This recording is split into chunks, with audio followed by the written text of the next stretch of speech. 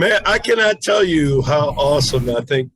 I so appreciate you taking the time to spend this time with me.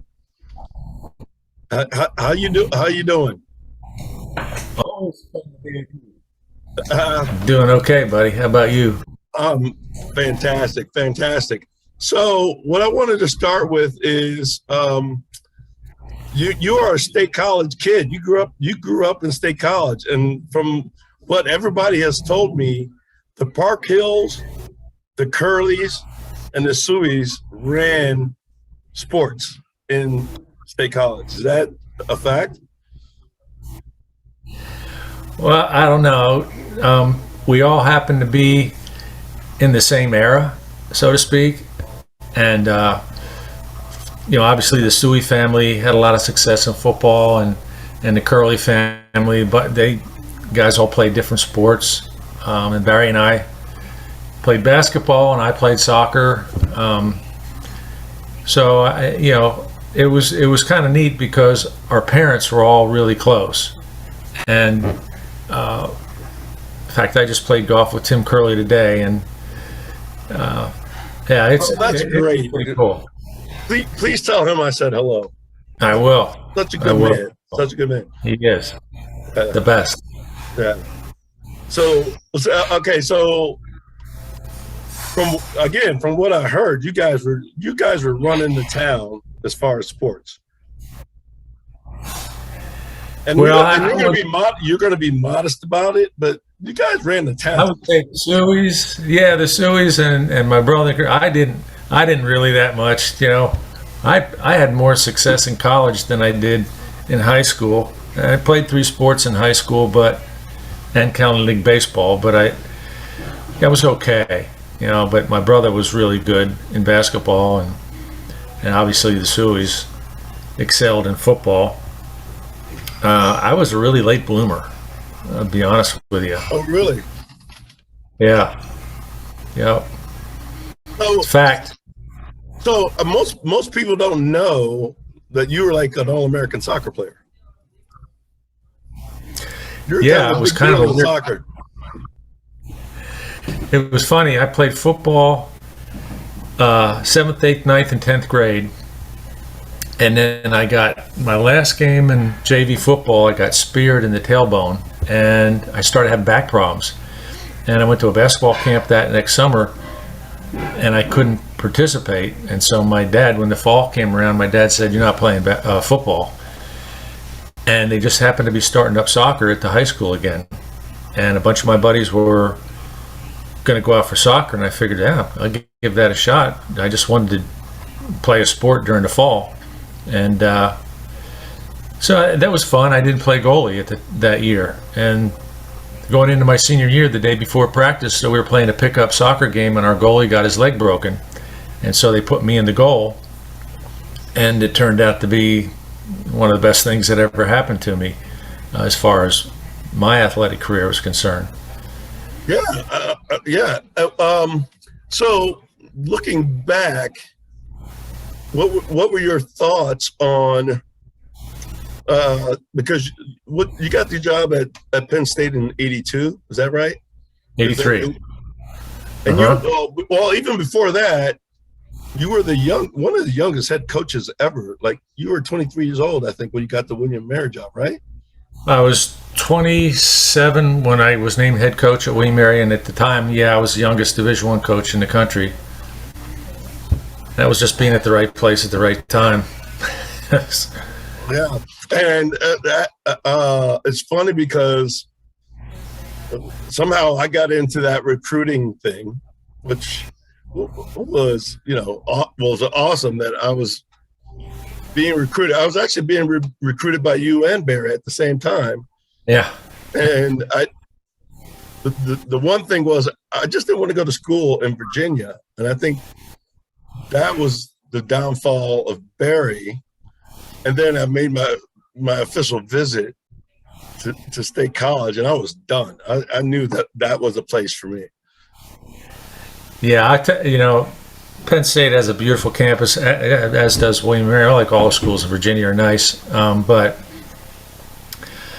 I think that as far as you're concerned, one of the really cool things in my mind was, I'll go back a little bit. When I got the job at William and Mary, it was Ivy League academic standards, a shoestring budget.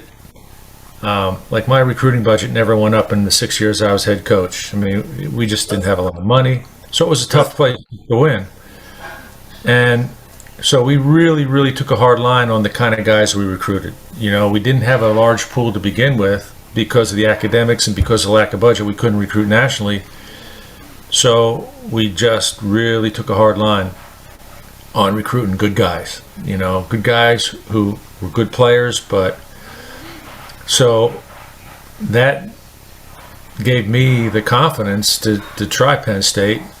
And I wouldn't even have thought about Penn State had I not grown up here. But I just took that same philosophy, and I knew what kind of guy you were. And when we're building a program, I felt like this is the kind of guy that I want our recruits to know, our players to know, and I want to be in our program. And I don't think you ever lost a recruit, did you?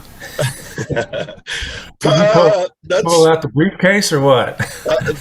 Pull out the cash money? Yeah, and we were a clean school, which I was always proud of. Absolutely. I'm sure it was pretty tough in your first couple years to be recruiting because it was so hard to recruit kids to play basketball at Penn State, right? Yeah, man, it was, Brian. It was harder than I thought it would be, and I knew it would be tough. But man, when we got up here, we couldn't get involved with guys. Just would. Most guys were on said that's a football school. Guys who had pretty good ability. Right. Yeah, it's a football school. I want to go to a school where basketball is important, and it was tough too. The airport terminal was a double wide trailer. Oh yeah, a lot of people don't know that State College Airport was nothing back in the day. No, it was like a little cement strip out in the middle of nowhere, and I-99 wasn't complete, and the 322 wasn't complete down at the Narrows, so it was a challenge. Football was in the process, in the midst of winning 2 national championships.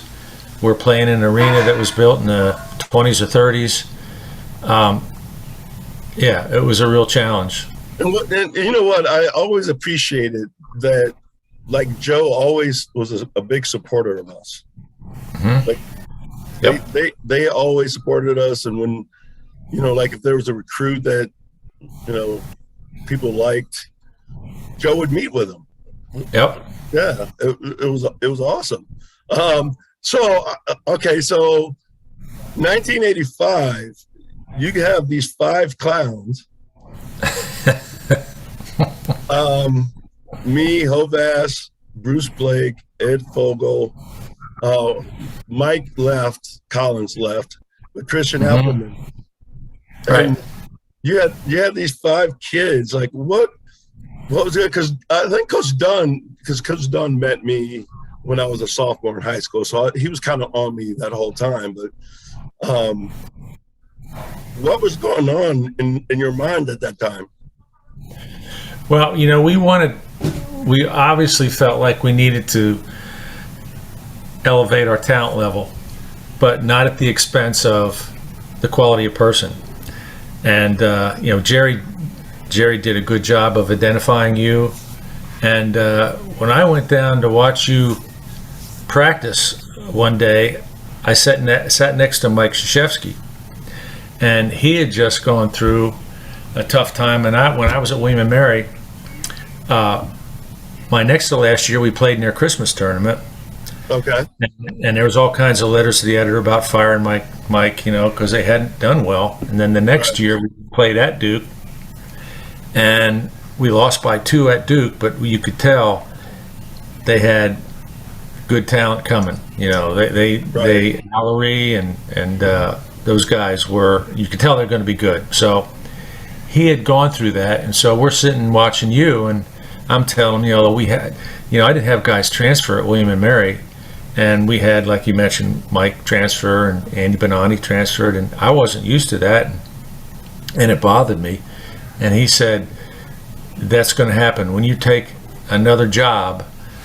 It's going to happen because it's just the nature of things. You're going to have guys who maybe were recruited by the previous coach or whatever, or you're going to get guys who maybe are a little bit better, and so the guys that are there can see their playing time diminish and decide to go elsewhere, but it's going to happen. And we're watching you, and I said, he said, what do you think of him? And I said, I really like him. He's strong. He plays really hard. He's the kind of guy that I think, would really help us. And he agreed, because he had seen you before. Yeah, we ended up actually, Coach K and I actually did the Fast Break TV show with Coach Wooden and James Brown. And I don't know how the timing worked out, but he was so great to talk to. And I don't think you even told me until probably my senior year that Coach K was like kind of crucial in you saying, all right, this guy he might be a good one. Yeah, he was in your corner. Yeah, because I definitely wasn't good enough to be a Duke guy. But one of the things that me and my class, Tom, all those guys, we just wanted to leave the program in better shape than how we started. And it was really important to us. I'm just wondering if you thought, my teeth, I have this fake teeth now. So I was wondering if you thought that we would be that good. Or I did. I felt, BA, that because of the characters you guys had character, you had ability. Each of you guys brought something different to the court, yeah. But you're all good guys, and you were the kind of guys that we wanted to. But we had some good guys in the program prior to you. Don't get me wrong, we had some good guys. I loved our upperclassmen. They were great guys, and they were really so great guys. Absolutely. Yeah. We were just, we were a little thin here, a little thin there, and so your group kind of solidified the whole situation. And then, if you remember, we had all kinds of injuries. Eddie was hurt, Tommy was hurt. I mean, we had Hovass could not stay out of pain. He was over. Yeah, but it was. I just felt really good about you guys, about how close you guys were. You guys seemed to really embrace Penn State and being there. You had to be special to take that chance. You guys took a chance in coming to Penn State to try to play really good basketball. And anybody really, before we got good, did take a chance to come to Penn State. Yeah. Like you would always give me the recruits, and if you believe in something, you can sell it. So Right. all the recruits that Freddie Barnes, James Barnes, like all those guys, I just wanted them to know that this is actually a pretty cool place, Yeah. And you would always ask, like, all right, how bad do we want this guy? And I say, well, if you want him, and we never did anything illegal. I just showed them a good time. And, one of the proudest things is that those guys were, like the best that you ever had. Yeah. I mean, you were a great recruiter. What would amaze me about you, we'd walk across campus and you'd say hello to 90% of the people you saw. It's a pretty big campus. That blew my mind, man. And you knew the name. It was like, whoa, this guy's unreal. Yeah, But no, I really appreciate that you guys entrusted me in recruiting for you, because I mean that was very important to get, because you think about Freddie, Money, those guys were like so unbelievable talents. You know Yep. what I mean? Yeah. And the thing too, BA, that going back to the philosophy, if you remember, we didn't offer somebody a scholarship until you guys gave the thumbs up. Yes, So you would always say that. You would always say that if you guys don't like him, he's not going to be on the team. right, Yeah. which really I think puts it empowers you guys to have a direct impact on what happened in the program, and it really, I think, reinforced the philosophy that, hey, we want guys who are going to be together, going to have fun together, going to enjoy their college experience together, and make us better in basketball. It was totally a gift to help that thing build, I think, is what the key was. And for us, it was like, all right, well, we were this 5 that you recruited, and for whatever reason you thought that we were solid guys, and it was a wonderful experience. And like what you're known for is your X's and O's. Like, if we could keep it close, you would give us a pullback that will work, right? Well, and then keeping it close is another. I mean, that's another challenge. The Atlantic 10 was a heck of a basketball league. No one really understands how good the Atlantic 10. I mean, Rhode Island, Temple. I mean, it was a tough conference. And think about it, when you guys were at Penn State in the Atlantic 10 was elevating itself. There were programs that all of a sudden were elevating, like our program. Rutgers got a couple transfers from Syracuse. They were moving into their heyday. Rhode Island had Garrick and those guys.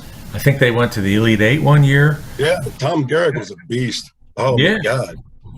Temple was ranked number 1 in the country. At times, they were a power, a national power. West Virginia has always been good, and they were always ranked. There was a really good basketball league, and story. Well, we got into Big Ten in our first swing on the road. I can't remember where we're playing, but after the game, one of the media folks asked, well, how do these arenas compare to the Atlantic 10? And I think I could tell that he kind of expected us to be deer in the headlights, just like overwhelmed by it. And I was honest with him. I said, really, the Atlantic 10 arenas were tougher to play than the Big Ten arenas. The Big Ten arenas are all big and are all full. I mean, that's what you dream about. That's what you love. Right. The Atlantic 10 arenas were some of them, like Keeney Gym, Rhode Island, the Curry Cage, McGonigal, St. Joe's Field. I mean, they were all really tough places to play. No question. And good teams. So, in a sense, the Atlantic 10 was tougher to play on the road than the Big Ten. Oh, well, yeah, I just remember some of those Rhode Island, St. Joe's, they were all tough places. Can I ask you, like, what was your relationship with Coach Chaney? I just always just admired that guy. We got along fine. But I can't say we were ever close. I remember we played Temple when I was at William & Mary my last year, and but I didn't really know him. But I remember the first Atlantic 10 meetings. I sat next to him, and I always respected him a lot as a coach. And Jim Maloney was his assistant. I had a lot of respect for Jim as well. Right. But John was a hell of a coach. I mean, that matchup zone was the toughest zone in the country. You know, they're long, they're athletic, and they're well coached. I mean, there was no surprise they were number one. And we did the matchup zone just as good as they did. I think is why we gave them so many problems, right? Well, we that ended up being good for us, yeah. And we had kind of a different philosophy attacking their zones. What I would try to do is get by with our bread and butter zone offense the first half to try to stay within the hunt, and then the second half we would run set plays against it, so they didn't have halftime to go over things, and that worked pretty well. And usually we could end up getting them into man-to-man. Then it was a question of whether we could finish it off or not. And we had a lot of good games with Temple. Temple won most of them, but we had some good ones. They just knew how to win. Yeah, like in my years, we never beat them, and we came so close so many times. But then it was really awesome to see Freddie and Money and those guys win it against them. Yeah. They just had a tradition of knowing how to win. So I remember it was like maybe 90, 91, 92 or something. And I remember just coming to visit you, and you just didn't seem right. You didn't seem in a happy place. Must have been during the season. It was, well, I mean, it was never right during the season. No, it just seemed like, you were taking wins as bad as you were taking losses. Yeah. And people ask me all the time, I'm like, I think he was going to die if he did not get out of the coaching business. Yeah. Yeah. I never developed a way to handle myself. I was so hard on myself, BA, and I would tell myself logically, look, you can only control what you can control, and you can't worry about stuff you can't control. Right. But I would. If somebody got hurt, I worried about it, and I was never satisfied. And it did get to the point, unfortunately, where the wins were just like, well, you're supposed to win, and the losses were devastating, and there was no balance.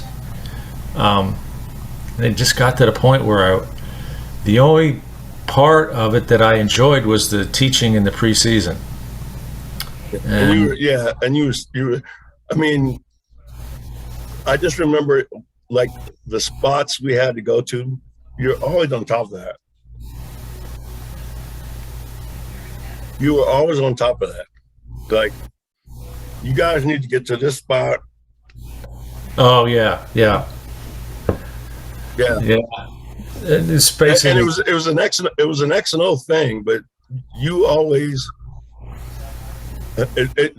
Maybe it didn't seem like nitpicking at the time for me, but you just always had the X and O thing down, man. Well, that's the part I enjoyed. I really enjoyed the strategy. That was the most fun to me, of trying to figure out a way to do something, trying to figure out how to minimize somebody's weaknesses and try to get and expose his strengths. Right. Like Duron Hayes, we really he was such a good mid-range player, I mean, and yet honestly he only had like maybe a 2-3 dribble limit.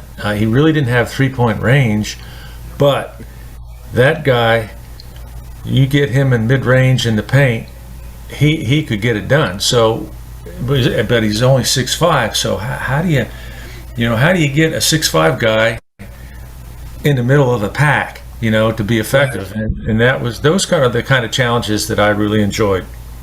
Yeah, because Hovey was the first one that you had that red 3-4, and then Duron was the next one. And then you had like red 5 for Fogel.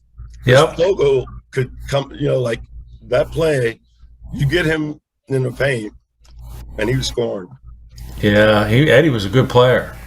Yeah, Eddie was a really tough competitor and had a nice mid-range jump shot, so he could pull guys away from the basket. He could run the floor. Brian Hill did a really nice job identifying Eddie and recruiting Eddie. yeah. I feel so special for being in that class. Those guys were the best. They really were. Yeah, there's no question. I mean, you guys turned it around. You think about prior to when you guys came, Penn State had been to one first round of the NIT in the last 26 years. And those last 26 years, they were good coaches. John Bach made a career in the NBA. Dick Harder made a career in the NBA. Those were good coaches. It was just a tough situation. It was a tough place to win consistently. And so you're looking at a long period of time and it wasn't like they didn't have good teams. They had some good teams, but not quite enough to get over the hump and get to postseason play, with one exception. And you guys turned that around. And again, you turned it around right in the middle of the heyday of football, winning 2 national championships. Yeah. I totally remember that, because my freshman year, they lost to Oklahoma. Football lost, and then '86 they won the whole national championship. Yep. Yeah, crazy. And they had won one. They had won one right before I came up, and I think in '83 or '82. Yeah. Right. So I wanted to talk, and we haven't talked about it since, but I was in a pretty dark time in about 4 years ago, and drinking too much, almost killed myself actually, and you showed up, and it was you've always been my coach, but that was the first time it was like, this is my friend who cares about me, and I still appreciate that to this day, that you were there for me. Buddy, I love you guys. I mean, I literally love you guys. And the one regret I have is that we don't get a chance to see, get all the guys together, and I don't know how we could have reunions or something like that, but I know the Coaches versus Cancer sometimes provides that opportunity, but guys have, kids or their own life, and it's hard, but that day you came to my place and you sat there and you talked to me, and I actually talked to my father about this last week. It was like, I don't want, and you had talked about some friends that you had lost to alcohol and that kind of thing, but I knew I had to get myself together and I had to figure it out. But I didn't want you to feel like you did with money. Yeah, I appreciate that. That was like losing money. I mean, he was like my younger brother, and I just said, well, I have to figure out whatever's going on with me, but I never want this man to go through the sadness that you went through with money. Yeah, that was awful, and I'm glad you were strong enough to pull yourself out of it, BA, because that's not easy to do. It's extremely hard to do, and it takes a hell of a lot of strength and perseverance. And I admire. I stumbled on. It's called the Sinclair method, and it saved my life. Mm-hmm. It really did. Like, alcohol no longer has a rent-free in my head anymore. And good. And it's been awesome. But just that time you came over, it meant the world to me. So I really appreciate that. Well, you don't have to say that, buddy. I love you.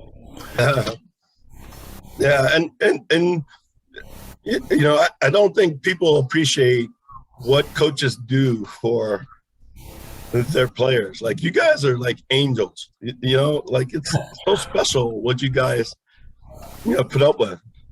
Well, and I know there's a lot of guys that played here that wouldn't consider that Oh, a term that they would use for me.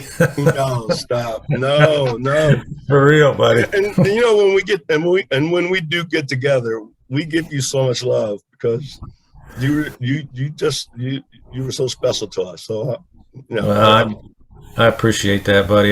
You guys, you'll never know how special you guys are to me. I mean, one of the regrets I have, BA, from coaching was I felt like, you guys had to spend so much time with me, like, hey, are you getting your grades? Are you, working out? You're lifting, all these things were kind of me cracking the whip. And so I assumed that the last thing you'd want to do would be spend time with me after practice or whatever. And I look back on that, and I think that was a stupid assumption, because I don't think that while you were playing here, you really got to see the real me. yeah. You just saw a guy, barking in practice and all intense, and that's a big regret I have, that You were I always didn't fair, more. though. You were always fair. You were always there for, like, you may not know it, but you were always there for us. And Well, I was, but I feel like it would have been